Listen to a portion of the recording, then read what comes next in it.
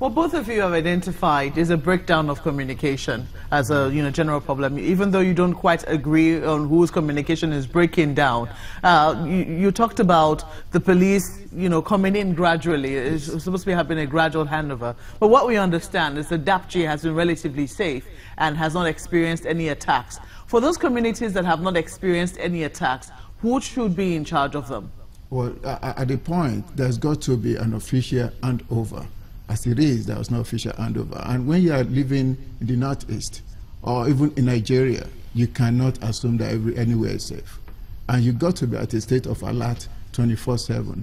And what is missing here, the major ingredient missing here is that lack of communication. But again, when you hear people saying it's a blame game, there is nothing as bad as to look at responsibility and then put game to it. It's not a game. We're talking about souls, we're talking about lives, and we're talking about people that their lives have been destroyed because one agent of the government or two agents or whoever has failed. So it's about responsibility, it's about discipline, it's about following through on those policies and processes and procedures that are not actually being followed. I'm worried about response time. People say that this operation took about 3 hours and that it wasn't like as if they came in speed races. They came in trucks that were quite rickety. In some instances, we understand that some of them broke down.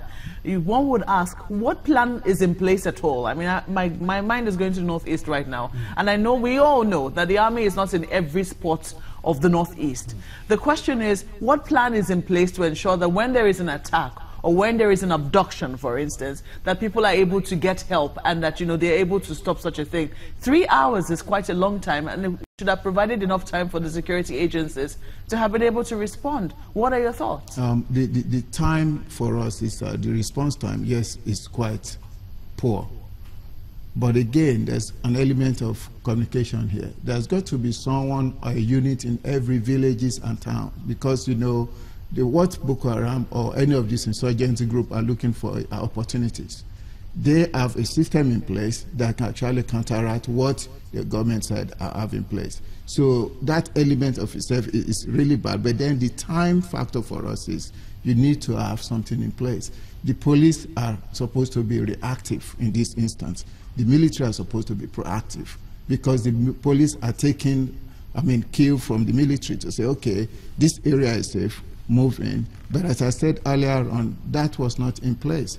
And the fact that the military, yes, they've done gallantly well over the years, over the months, but the reality is one major mistake like this put everybody back into the step where we have the crisis. There seems to be an emerging consensus that indeed there was obviously a breakdown. I haven't heard a single person anywhere say that this was well handled. So my question is, after the blames die down and people stop shouting, ultimately who takes responsibility and how does it get dealt with? Who becomes accountable for this?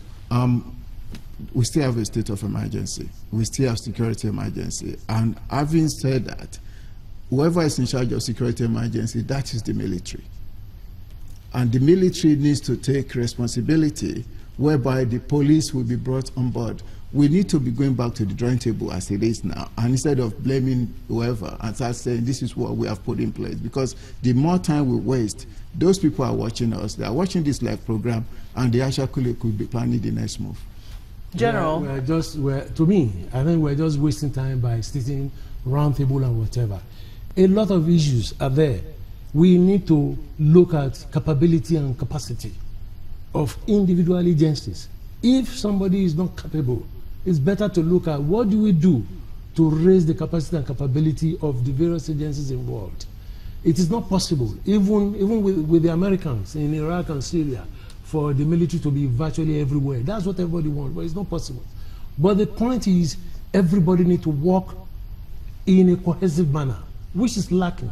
And unfortunately, even the act, the Anti-Terrorism Act, is faulty, because it is given two agencies or two heads of agencies the responsibility for coordination.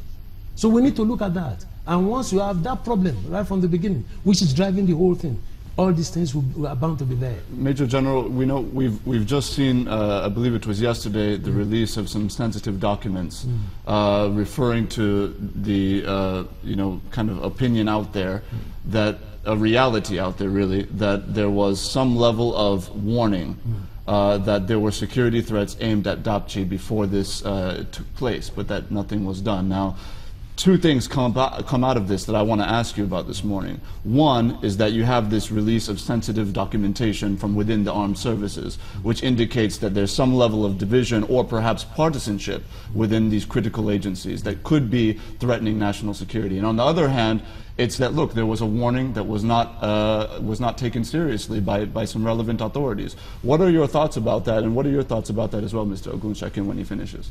Two issues. One is the release of documents, sensitive documents.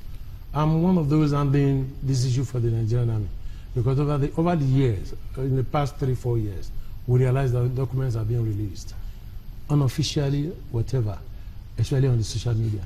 This is wrong. We need to look at the security implication of this. That's been handled. But on the other hand, the issue of had something been done, if somebody tells you something is happening, whatever it is, you don't take such things lying low. Everybody needs to work on, whether it's a fake news, whether it's genuine information, people need to work on whatever information that is available. So there is no excuse for somebody having an information, whether it is fake or genuine, and you sit down and sit back and believe, no, it doesn't concern me. Let somebody else handle it. It is not acceptable.